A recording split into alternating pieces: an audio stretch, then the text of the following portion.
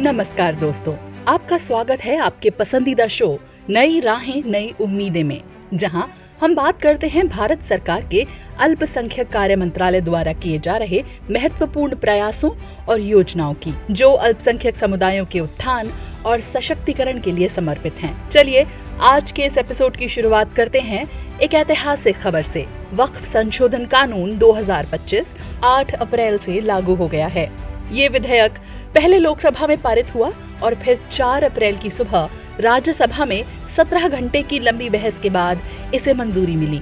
इसके बाद 5 अप्रैल को राष्ट्रपति द्रौपदी मुर्मू ने इस विधेयक को मंजूरी दी और सरकार ने 8 अप्रैल से अधिनियम के लागू होने की अधिसूचना जारी की। प्रधानमंत्री नरेंद्र मोदी ने इस कानून को वक्फ संपत्तियों के प्रबंधन में पारदर्शिता और सुधार की दिशा में ऐतिहासिक कदम बताया है। आपको बता दें, वक्फ एक इस्लामी परंपरा है जिसमें कोई मुस्लिम व्यक्ति अपनी संपत्ति का कुछ हिस्सा धार्मिक या जनहित कार्यों के लिए स्थायी रूप से समर्पित करता है। अब बात करते हैं लोक संवर्धन पर्व की। 6 अप्रैल को केंद्रीय मंत्री श्री किरेन रिजिजू ने इस कार्यक्रम का उद्घाटन जम्मू कश्मीर के श्रीनगर में किया, जिसमें राज्य मंत्री श्री जॉर्ज कुरियन और जम्मू कश्मीर के मुख्यमंत्री श्री उमर अब्दुल्ला विशेष अतिथि के रूप में शामिल हुए। ये पर्व वोकल फॉर लोकल की भावना को बढ़ावा देता है और अल्पसंख्यक कारीगरों और पाक विशेषज्ञों को अपने हुनर का प्रदर्शन करने का मंच देता है। इस बार 25 राज्यों से 100 से अधिक कारीगर और 12 राज्यों से 16 पाक विशेषज्ञों ने इसमें भाग लिया। अब बात करते हैं पीएम विकास योजना के तहत एक महत्वपूर्ण पहल की। 29 मार्च को नई दिल्ली में एक खास परियोजना की शुरुआत हुई, जिसमें श्री किरेन रिजिजू और श्री मनजिंदर सिंह सिरसा की उपस्थिति में दिल्ली सिख गुरुद्वारा प्रबंधक समिति के साथ एक MOU पर हस्ताक्षर किए गए। इस परियोजना में 31,600 उम्मीदवार लाभान्वित होंगे। अब चलते हैं राष्ट्रीय अल्पसंख्यक आयोग यानी NCM के एक महत्वपूर्ण सम्मेलन की ओर।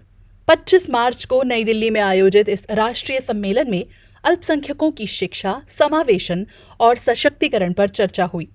मुख्य अतिथि केंद्रीय मंत्री श्री किरेन रिजिजू और राज्य मंत्री जॉर्ज कुरियन ने विभिन्न धार्मिक समुदायों के बीच सहयोग की आवश्यकता को रेखांकित किया।